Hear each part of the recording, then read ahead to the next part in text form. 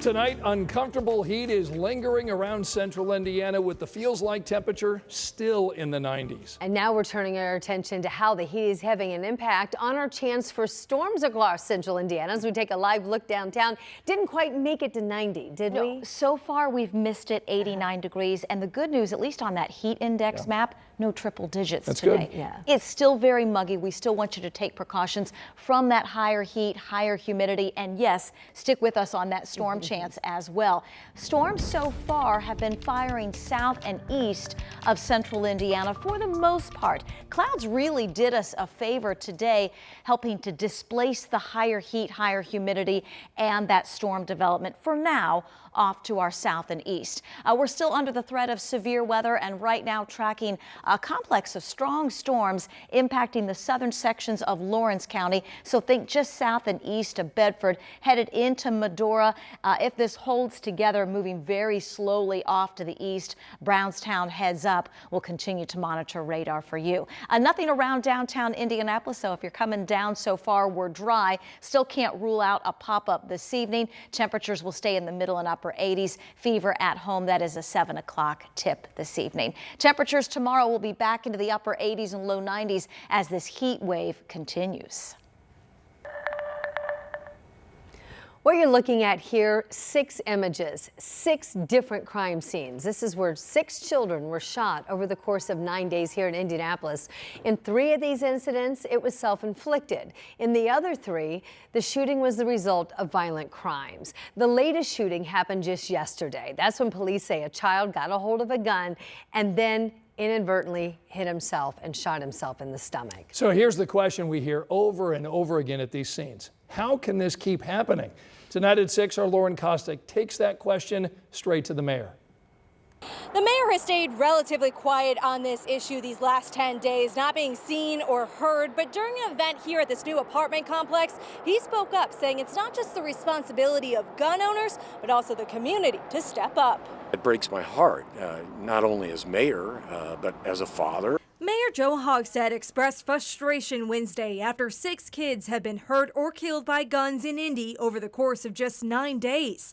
Different circumstances, but the same heartbreak. Police say half of the shootings were accidental, meaning a kid got a hold of a loaded firearm and pulled the trigger.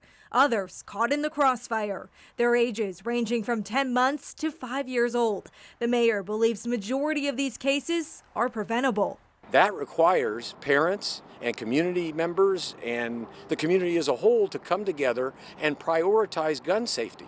Going on to say he continues to push for stricter gun laws to make sure kids don't have easy access, saying several libraries also offer free gun locks. If you're going to be a gun owner, make sure you're a responsible gun owner and keep the guns out of the hands of kids. When it comes to accountability, Marion County Prosecutor Ryan Mears tells 13 News his office has filed more gun cases this year than ever, including charges against several adults in cases where a child accidentally shot themselves or someone else. When you have these completely, entirely preventable crimes, that's the part that's really disappointing, where we just have to look around and say to us as a community, we have to do better. Continuing to call on parents to be more aware and gun owners to be more responsible. In Indianapolis, Lauren Kostick, 13 News. In relation to one of these cases, a mom and a man are both in jail tonight after that accidental shooting yesterday that involved a little 3-year-old. And tonight, our Rich Knight tells us that boy is recovering from serious injuries, and the adults now face preliminary charges of neglect. Court records say the 3-year-old boy was shot here in this Department of Public Works parking lot. A woman and 4 children came here to pick up a man after work.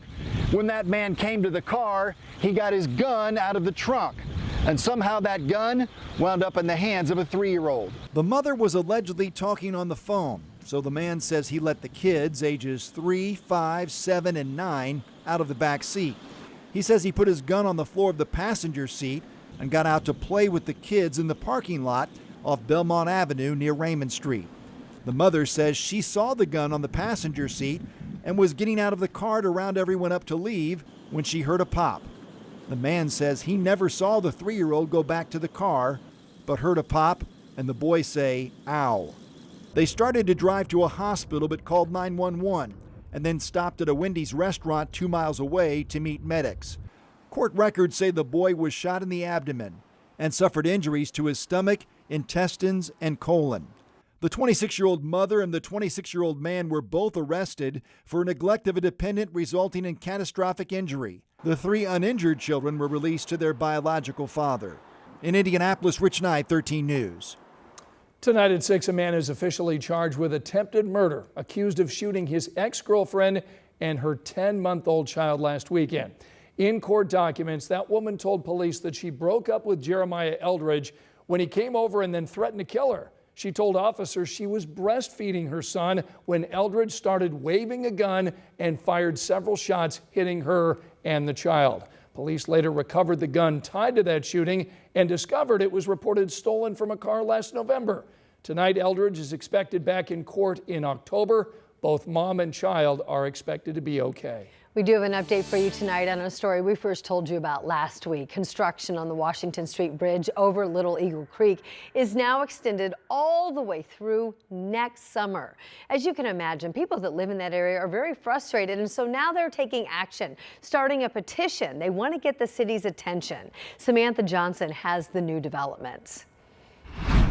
This is a copy of that petition, pretty short and sweet, calling for immediate action and, quote, urging local authorities to prioritize and accelerate the completion of the project here behind me. It started in April. It was supposed to take 4 months, but now Washington Street is expected to be closed for about another year. It has been something where it has affected us. Ricardo Lopez says no traffic means less money for his employees, which means local families are now affected by a closure that Indy DPW calls a proactive decision. It affects all of us, and it's not something where it's just, one business that's being affected. It's also families that are being affected, that are wanting to get something out of this to be able to sustain their families, and with this being closed, we're not going anywhere like that. Indy DPW says the historic 100-year-old bridge is in worse shape than they thought, so they need to take their time meeting certain regulations in the months to come. But they haven't shared exactly what that really means. So now Ricardo's neighbors to the north, Joe's Auto Sales, have created a petition to the city calling for immediate action to accelerate the project with more than 50 signatures in less than 24 hours. You can read that petition right now at WTHR.com. In Indianapolis, Samantha Johnson, 13 News. $15 million worth of EV charging stations now coming right here to Indianapolis. Yeah, this grant money comes from the Federal Highway Administration, and it will increase the number of public fast charging and level 2 charging stations. Where the stations will go will be decided after public input. The goal overall is to focus on areas of the city that are underserved with an EV infrastructure. Angela? Anne-Marie, heat and storms are threats the next couple of days, but relief is coming. A look ahead in your 7-day. Plus, we've got Dave Calabro joining us tonight with an inside glimpse at the high expectations for the upcoming cold season. Also, a local group fighting to feed their community gets hit by a hard setback. Now, hear their plea to the public to find the mobile kitchen that was just stolen.